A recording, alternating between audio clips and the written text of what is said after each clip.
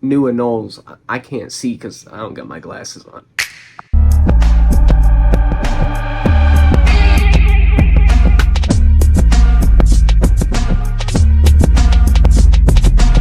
Now, we're a real reptile channel now. We now have an unboxing video on the channel. How exciting. And as you can see, I chose the dullest way to get out of the box. I got the absolute most dullest knife in the house to do this, on top of my cricket bin. That's why the camera was shaking a bit. Did you not notice that? But yeah, let's speed this up a little bit.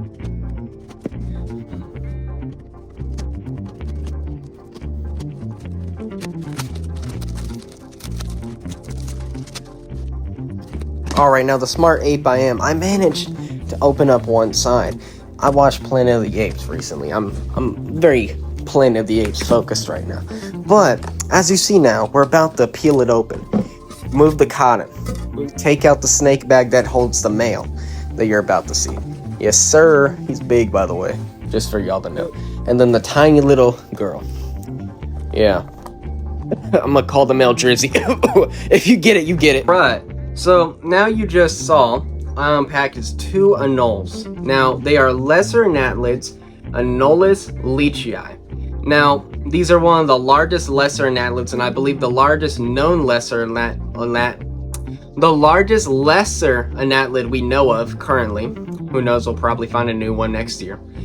But, as you see now, we're doing a good time old thing. Untying a bag. Why is that? Because I'm a little bad at untying them, and that is the first one I've tied without having to cut it. Bad. Yes, sir. Being alright. Well, off camera, he just bit me. Wow, you can make me bleed. Look at that, I'm kind of surprised by that. So, as you see, we have a extremely fired down male. Now, why is that? It's because he's a little annoyed at shipping, but they are severely larger than the females, and they also have a really cool tail.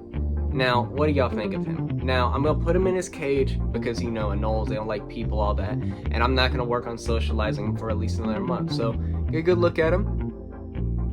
Right.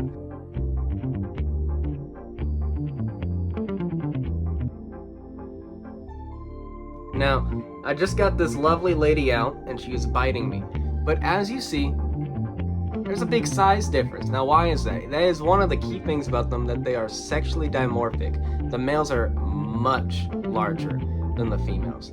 And on top of that, you know, you can also sex them kind of fairly similar to the Cuban false chameleons. Go watch those videos. By, you know, when they're born, the males have two scales like the male Cubans, which is really nice. Makes my job easier.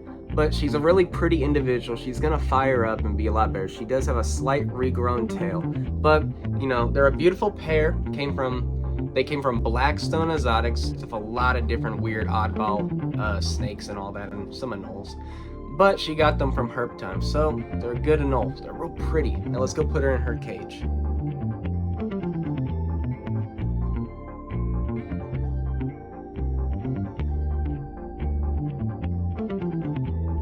I'll never see them again.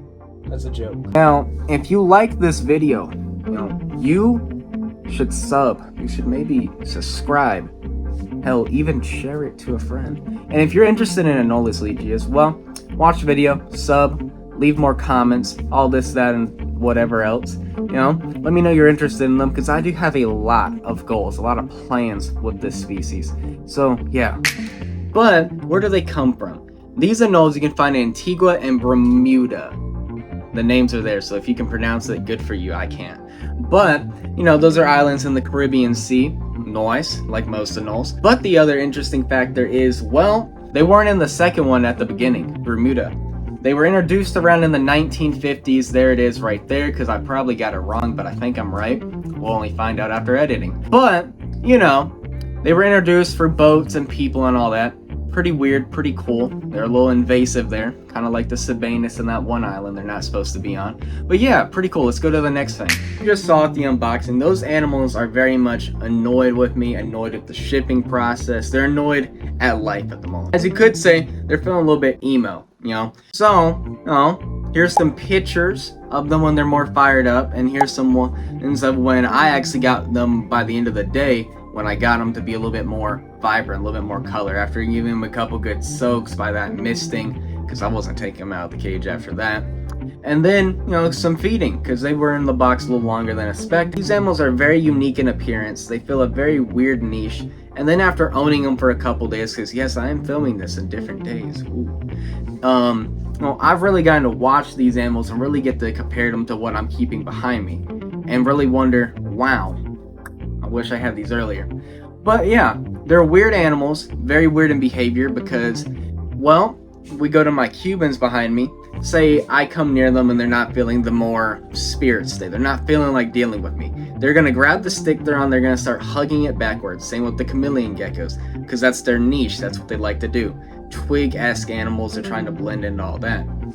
But they do that, especially the male. But if we go behind me to the lovely smallwood eyes, what they'll do if they see me coming is they'll look at me, puff up their dewlap, and maybe they'll run to the back of the cage after they realize I'm not moving. These guys did a mixture of both that. They're willing to stand their ground, but also kind of hide, you can say. It's very interesting, very odd behavior, and I'm really enjoying it, to be honest. Very lovely animals.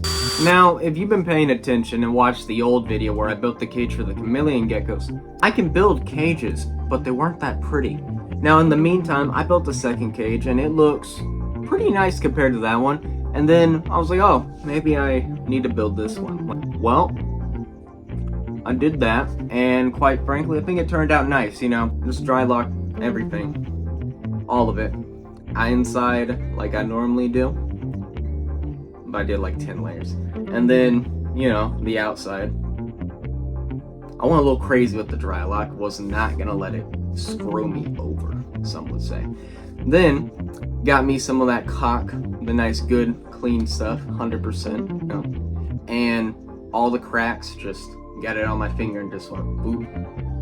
Yeah, made sure I couldn't see anything for it. It looked like a white thing covering it, right? And then what I also did in this cage is I obviously foamed all 3 of the sides. Now, I remember why I only like doing one of the sides, because it is a nightmare, I tell you. I hate doing backgrounds, it's so annoying. Universal Rock, I might be buying stuff from y'all soon. But, you know, did the background. I kind of did 3 different kind of side styles where I did more ripping, one where I used kind of a trimmer tool, and then the other I used a knife. And they all turned out very differently, and I just wanted to see which ones they enjoyed to use the most, you know? I think this is the end of the video. Sub.